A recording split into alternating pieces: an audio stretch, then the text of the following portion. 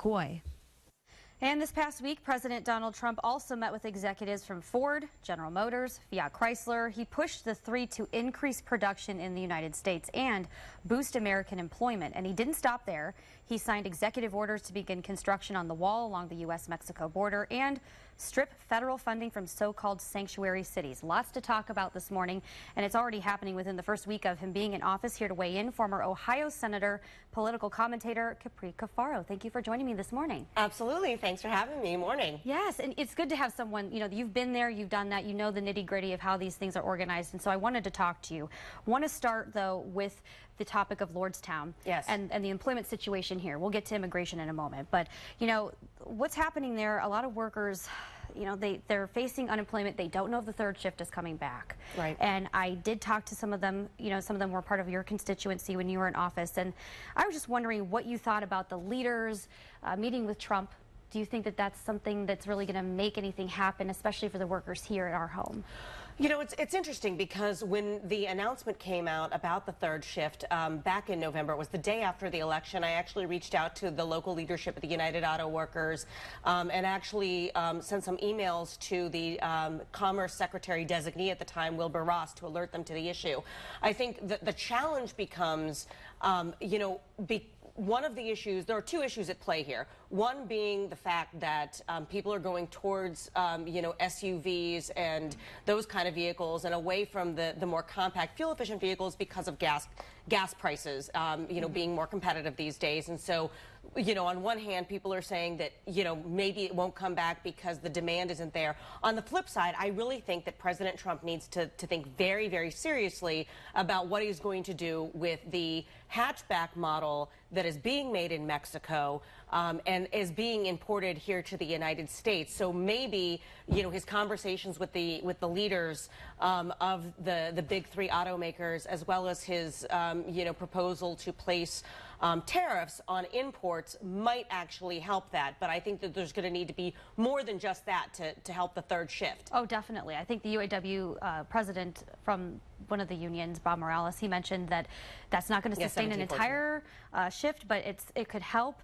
Right. I wonder, though, when you hear Mary Barra say, we're not canceling our plans for Mexico, do you think that's because they've already kind of put money toward that? Because they are going to build a plant down there, and right. She said, we're not moving away from that plan. Right. Well, I mean, I think this is really when President Trump is going to, have to show, put his money where his mouth is, so to speak. He was successful in doing it with Carrier that had, similar plans that they said were absolutely going to happen. And, maybe, General Motors already does have those plans in place, or, they put money towards it. But the question is, what can we do as, the government here in the United States at all levels to make the prospect of, having those jobs here in the United States more competitive for them than the investment in Mexico. Moving on now, I want to switch gears to what's happening at this hour.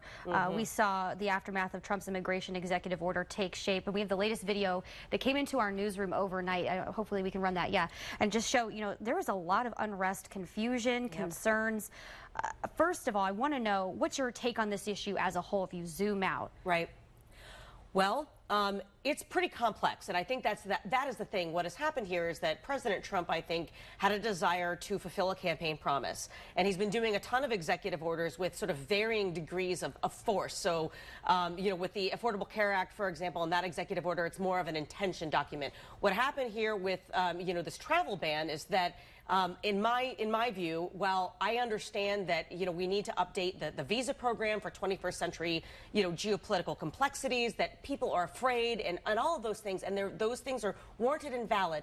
At the same time, I feel as if this has been done in haste, and there are a lot of unintended consequences. You have people with green cards that are being stopped. You have children that are being stopped. You have families that are being separated. And now, as a result of the ACLU's, legal challenge, a judge in New York at least placed a temporary stay on portions of this directive. Do you think it is on purpose, though? I know on the campaign trail, when I covered every rally, he mentioned, at least most of them, we're not going to let the other countries know our plans when it comes to protecting our borders and our country. Do you think this is part of that, or do you think that this is an unintended consequence that they're going to have to clean up here on Meet the Press? I think that, I don't think that in this particular instance, this was some kind of a strategic, get people, off their game, kind of situation. I think that the executive order was very broad. I think that, maybe it wasn't thought through very well. You have, a number of nations that are on this that are majority Muslim nations, but you don't, for example, have the countries that were the native nations of the 9/11 hijackers. So, what really went into this? How did they choose these nations? And, did they think about, for example, the issue of the green cards? And I think that it looks like Sean Spicer or Reince Priebus is already trying to walk that back. Well, definitely a lot of questions. A lot of questions. A lot of talking is going to be going on, I think, on Capitol Hill the next few days. Let's hope. Yeah, and maybe we'll learn more on Meet the Press. That's coming up after our show in just a half hour. Thank you so much for your time this morning. Absolutely. Thanks for having me. Appreciate your insight. Definitely a lot of complex issues for our area, too. No question. Definitely thank you for your time. And we're going to send it over to Andrew now for a check of our chilly forecast.